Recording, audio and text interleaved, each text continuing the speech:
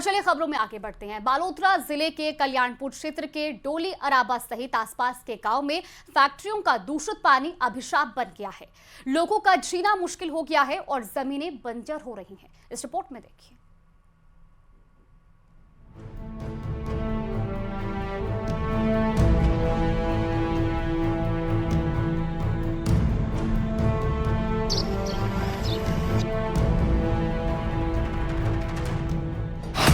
हर तरफ दूषित पानी, बाढ़ जैसा मंजर, घुट रही जिंदगी, जमीन हो रही बंजर, नासूर बना फैक्ट्रियों का दूषित पानी।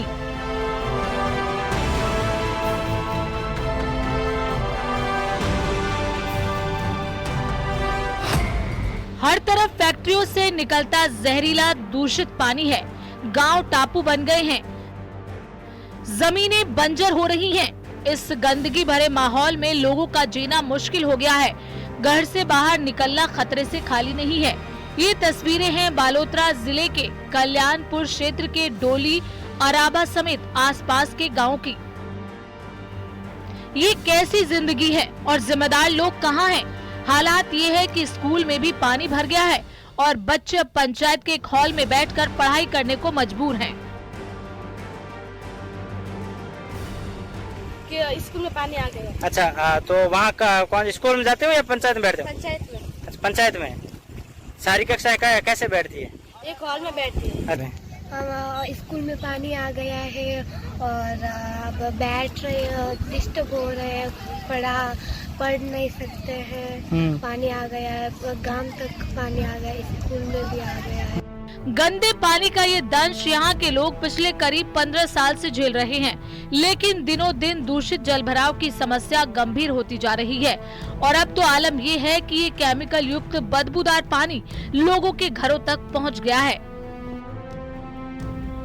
ये सरकार की बड़ी नाकामी है। शायद पिछली सरकार कांग्रेस की रही हो, इस बार बीजेपी की सरकार हो। सत्ता में आने के बाद अहंकार में डूब जाते हैं। आज यहाँ आप स्थिति देख रहे हो, स्थितियां बहुत बिगड़ी हुई है। मानवाधिकार आयोग को तुरंत संज्ञान में लेना चाहिए। प्रदूषित पानी आ रहा है, हम तो हमारी इस तरफ कोशिश कर ही रहे हैं। गांव ग्रामवासियों के साथ खड़े रह के जो भी हमारे से होता है हम कोशिश कर रहे हैं, लेकिन प्रशासन का कोई सहयोग नहीं है बिल्कुल ही। उधर विधायक डॉक्टर अरुण चौधरी का कहना है कि जन समस्याओं को लेकर सरकार गंभीर है और जल भराव की समस्या के समाधान के लिए कार्य योजना तैयार की गई है। हमारी इस भजन लाल जी की सरकार के द्वारा इस क्षेत्र के अंदर इस स्थिति का पूरा समस्या मिटाने के लिए हमने एक कार्य योजना बनाई है। सिंचाई विभाग और अन्य विभागों के साथ मिलकर के यह कार्य योजना बनाई है कि एक नाले नुमा बना करके इस पानी का निस्तारण किया जाए। उसके लिए सरकार के स्तर पर बिल्कुल प्रयास जारी कर दिए गए। यहाँ के लोगों के लिए दूषित जल भराव एक त्रासदी बन गई है, जहाँ लोग हर रोज अपनी जिंदगी और जमीन खो रहे हैं। सांसद उमेदाराम बेनीवाल ने लोकसभा में ये मामला उठाया है और विधायक ने भी सरकार की तरफ से जल्द राहत दिलाने की बात कही है।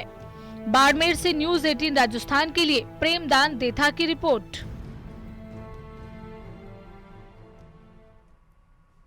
वहीं धौलपुर जिले में लगातार हो रही भारी बारिश से निभी का लाल ओवरफ्लो होने लगा है और इसकी वजह से प्रशासन ने करीब 15 दिन पहले NH 11B को काटकर पानी की निकासी की गई थी। लोग खानपुरा होते हुए पुराने रास्ते से कई फीट तक पानी में से निकल रहे हैं। जोखिम भरा रास्ता है। प्रशासन की लापरवाही अब क्षेत्रवासियों पर भारी पड़ रही है और ये तस्वीरें आप देखिए। धौलपुर जिले में भारी बारिश के बाद निभी का जो ताल है वो ओवरफ्लो हो जाने के कारण करीब 10 से 15 दिन पहले जो NH 11B है उसको काट करके प्रशासन ने पानी की निकासी की गई थी। आप इधर देख सकते हैं कि ये NH 11B है जो धौलपुर और करौली को जोड़ने वाला मार्ग है। इसको काट करके जब ओवरफ्लो निभी का ताल हुआ था, पानी रोड के ऊपर से निकलने लगा था, तो उसके बाद में प्रशासन ने आनन फानन में JCB की मदद से NH 11B को काट करके इस यहाँ से पानी की निकासी की गई थी। हालांकि वैकल्पिक व्यवस्था प्रशासन ने यहाँ आप तस्वीर देख सकते हैं, वैकल्पिक व्यवस्था जो की थी वो वन विहार से लेकर के जो बाड़ी वाला रास्ता है वहाँ पर जो व्यवस्था की थी। आप यहाँ तस्वीरों में सामने देख सकते हैं कि देखिए ये जो वाहन हैं वो जोखिम भरे रास्ते से यहाँ से निकल रहे हैं। देखिए ये जो ऑटो है वो इस पानी में फंस गया है, घुटनों घुटनों तक यहाँ पर पानी है, पानी का तेज बहाव है। क्या नाम है आपका? सुनील। कहाँ से आए हो? धौलपुर से। कहाँ जा रहे हो? बाड़ी। इसमें कितना कठिन रास्ता है, कैसे निकल पा रहे हो? बहुत कर्राई से निकल रहे हैं, बहुत मामला खराब है। क्या नाम है आपका? धौलपुर से भगवान दास। कहाँ जा रहे हो? मसूरा। तो ये रास्ता बड़ा कठिन है, कैसे निकल? बहुत कठिन है साहब, 20 दिन हो गए, पब्लिक को कोई प्रशासन की कोई सुनवाई नहीं है, कुछ भी नहीं है। और क्या 4 व्हीलर गाड़ी वाले हैं, ये जा रहे हैं। क्या नाम है आपका? हंसराज जाट। कहाँ से आए हो? जयपुर से। कितना कठिन रास्ता है ये? बहुत कठिन है, परेशानी आ रही, बार बार हर जगह परेशानी आ रही है। कितना पानी होगा इसमें? आप निकल करके आए हो? अब पानी का तो ऐसे अंदाजा तो क्या लगा, ऐसे गाड़ी का बंद होने का भी खतरा है। हाँ, डर, फंसने का डर है। कुछ और लोग हैं इसमें बैठे हैं, क्या परेशानी आ रही है आपको? बस ये थोड़ा सा रिस्की हो गया है, प्रशासन को जल्दी से इसको सही करना चाहिए। बस यहाँ पर जा रही है, जो चालक हैं इनसे बात करते हैं कि कितना कठिन रास्ता है। भाई साहब क्या करें, आपको भी दिख रहा है, ये तो परेशानी आप रहेगी। तो यहाँ से रोजाना निकलते होंगे? रोजाना पर डे। तो कब से है ये? 3-4-5 दिन हो गए। 3-4-5 दिन हो गए। अभी तक प्रशासन ने इसका कोई सुध कोई सुध नहीं लिया भाई साहब। लापरवाही ज्यादा। और भी कुछ लोग मौजूद हैं, कोई प्रशासनिक कोई कार्रवाई नहीं है साहब। चाहे किसी का मांस चला जाए, चाहे वाहन चला जाए, वो तो रास्ता बंद कर देते हैं। इधर तालाब साई से ब्लॉक, उधर वहाँ से ब्लॉक। कितनी कठिनाइयाँ आ रही हैं आपको? कहाँ से आए हो? तालाब से। क्या सामान लेकर जा रहे थे, भीग गया ये आपका? केला। कितना समय हो गया इस रास्ते को यहाँ से? ये तो है वो 1 महीना। 1 महीने। ये ऑटो चालक हैं, इनसे ही बात करते हैं। क्या हो गया भैया? बस भाई साहब, ये सवारियाँ लेकर आए थे, कहाँ से? बाड़ी से। रोजाना इसी रास्ते पे चलते हो? हाँ, रोजाना इसी से चलते हैं। अभी जो रास्ता है वो जोखिम भरा है, अभी रास्ते को सही नहीं कराया गया है। हरबीर शर्मा, न्यूज़ 18, धौलपुर। तो वहीं चित्तौड़गढ़ के गंगरार में मेवाड़ यूनिवर्सिटी में कृषि मंत्री डॉक्टर किरोड़ी लाल मीणा ने कि छापा डालने और फर्जी डिग्रियों का मंत्री द्वारा भंडाफोड़ का मामला तूल पकड़ता जा रहा है। फर्जी डिग्री कॉपियों को लेकर एबीवीपी ने उच्च शिक्षा मंत्री के नाम कलेक्टर को ज्ञापन सौंपा। एक छात्र से दलाल ने 50,000 देकर एक दिन में परीक्षा दिलाकर डिग्री दी। चेतावनी दी कि 1 सप्ताह में जांच और कार्रवाई नहीं की तो आंदोलन होगा।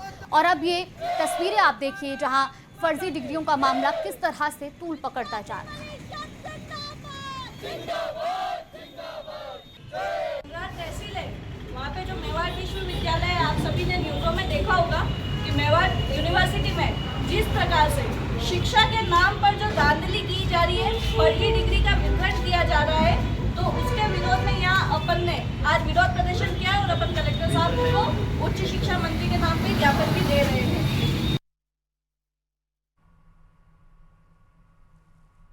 तो वहीं बूंदी के हिंडोली क्षेत्र में एक मकान भरभराकर धराशायी हो गया। गनीमत रही कि इस हादसे के वक्त कोई जनहानि नहीं हुई। आज सुबह भीमगंज में किसान किशन लाल के मकान की पट्टियां गिर गई, जिससे मकान में खड़ी 4 मोटरसाइकिल पट्टियों के नीचे दब गई। हादसे के समय किसान परिवार सहित खेत पर था। अगर मकान में कोई होता तो जनहानि भी हो सकती थी। हादसे में पीड़ित का आर्थिक नुकसान हुआ है और फिलहाल किस तरीके से ये मकान धराशायी हुआ, ये तस्वीरें भी आपको दिखा रहे हैं।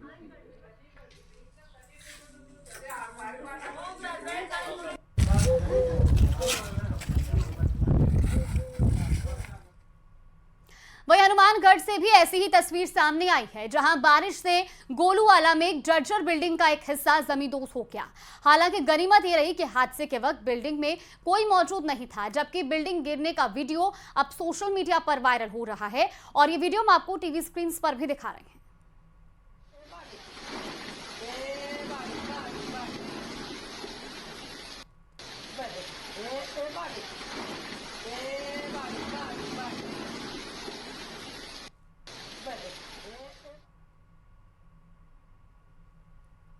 करत करत अभ्यास के जड़मत होए सुजान, ये कहावत कोटा में न सिर्फ स्टूडेंट पर बल्कि ऑटो ड्राइवर पर भी एकदम सटीक बैठती है। यहाँ लगातार अभ्यास के चलते ऑटो ड्राइवर भी नीट और जी जैसे एग्जाम्स के गाइड बन गए हैं। शिक्षा की इस राजधानी में कौन है वो हीरो जो बच्चों के मेंटर बनकर उनके तनाव को कम करने का काम कर रही है? इस रिपोर्ट में देखिए।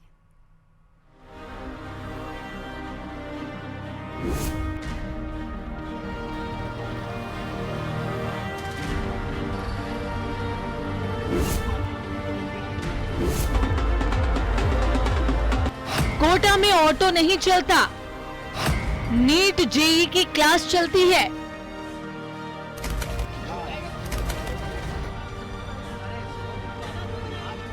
कोटा के अनऑफिशियल टीचर्स, ऑटो वाले सर जी।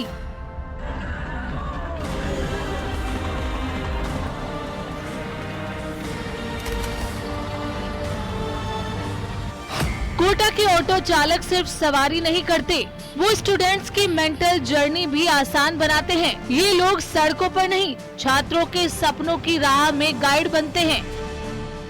देश के प्रधानमंत्री नरेंद्र मोदी ने कोटा को शिक्षा की काशी का नाम दिया है। यहाँ आने वाले हर छात्र का सबसे पहला संवाद किसी कोचिंग काउंसलर से नहीं, बल्कि एक ऑटो चालक से ही होता है। डॉक्टर और इंजीनियर बनने की चाहत रखने वालों के लिए सपनों का शहर कोटा। इसे देश भर में एजुकेशन हब के तौर पर जाना जाता है, शिक्षा की काशी के तौर पर जाना जाता है। और जब भी नतीजे आते हैं उसे अपने आप में देश में सबसे अलग करते हैं। जब रैंक्स आती हैं उसे देश में सबसे अलग मुकाम पर खड़ा करती हैं। लेकिन इन सब के साथ में बहुत कुछ ऐसा अलग है इस शहर में जो आपको शायद सोचने पर विवश भी कर दे और थोड़ा अचंभित भी कर दे। कोटा में जब भी कोई छात्र पहली बार आता है तो सबसे पहले उसका इंटरेक्शन ऑटो चालक से ही होता है। और कोटा के ये ऑटो चालक सिर्फ ड्राइवर नहीं, नीट जेई के अनऑफिशियल गाइड बन चुके हैं। बैच का चयन हो या कोचिंग की लोकेशन, बच्चों के मन में कोई कंफ्यूजन हो तो जवाब अक्सर ऑटो चालक से ही मिल जाता है। इरशाद सिर्फ 8वीं पास हैं, लेकिन कोटा की कोचिंग इंडस्ट्री के बारे में उनकी पकड़ चौंका सकती है। कई बार बच्चे जो टीचर से नहीं पूछ पाते वो इरशाद से पूछ लेते हैं। ऑटो चालक तो आप हैं, लेकिन ऑटो चालक के साथ में मैं अगर आप कहूं कि कोटा के स्टूडेंट के गाइडर भी हैं, प्रॉपर तरीके से एक स्टूडेंट को फिजिक्स, केमिस्ट्री, नीट, जेई पूरी जानकारी दे देते हैं। जी सर, बिल्कुल एक्चुअली दे देते हैं हम। जहाँ तक हमारे को तजुर्बा होता है, हमारे से फर्स्ट बार जो राजस्थान में पेरेंट्स उतरते हैं तो सबसे पहले मोहरा होते हैं वो हम होते हैं कि जो सबसे पहले हमारे से संपर्क करा उन्होंने, तो वो हमारे ऑटो में बैठते हैं, उनसे बातचीत होती है तो वो बताते हैं कि हमें नीट करनी है कि जे मेंस प्लस एडवांस करना है, तो जे मेंस प्लस के लिए हम अलग बताते हैं और मेडिकल के लिए अलग बताते हैं। अब मिली अनीश राइन से, जो पिछले 28 साल से ऑटो चला रहे हैं। अनीश ने अपनी मेहनत के दम पर अपनी बेटी को डॉक्टर बना दिया। इनकी फिजिक्स, केमिस्ट्री से लेकर डॉक्टरी की पढ़ाई से अच्छी दोस्ती है। हम आते हैं तो सबसे पहले पेरेंट्स को कन्विंस करते हैं कि साहब बच्चों को पर इतना प्रेशर नहीं करना कि बच्चा उस प्रेशर से दब जाए। पढ़ाई को अपने सर के ऊपर नहीं रखना, पढ़ाई के सर पे बैठकर पढ़ाई करनी है। क्योंकि एक बच्चा जब नया आता है, एक तो उम्मीदें जो है माँ बाप ज्यादा नहीं रखते बच्चों से। हर माँ बाप बहुत उम्मीद रखता है, कोटा आने का मतलब डॉक्टर बन जाना नहीं होता। और ये नहीं है कि जो लोग डॉक्टर बन जाते हैं वही कुछ कर पाते हैं, जो डॉक्टर नहीं बनते वो बहुत बड़े बड़े काम करते हैं, वो प्रधानमंत्री बनते हैं। फिर ये उमेश हैं, इन्होंने भी अपने जीवन के 20 साल ऑटो चलाने में बिताए। ज्यादातर वक्त कोचिंग स्टूडेंट्स के साथ बीतता है। बच्चों से सीखे अनुभव और ट्रिक्स को वो आज कोटा आने वाले हर नए स्टूडेंट्स के साथ साझा करते हैं।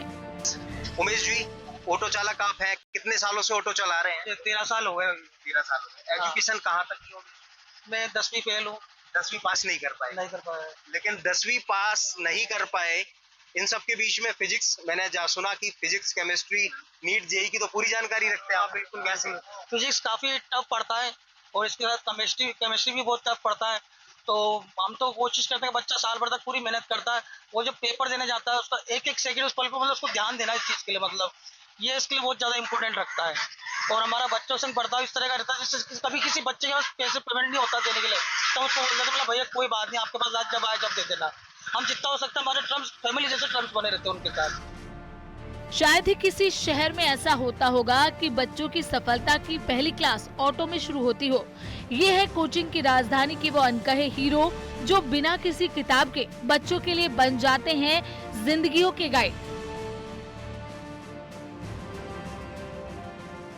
जिसे पूरे देश भर में अलग माना जाता है, खास माना जाता है और इन सब पर मोहर लगती है तब चाहे नीट का रिजल्ट हो या जेई का, जब आता है तो टॉप रैंक्स पर कोटा का ही डंका बजता है, कोटा का ही कब्जा होता है।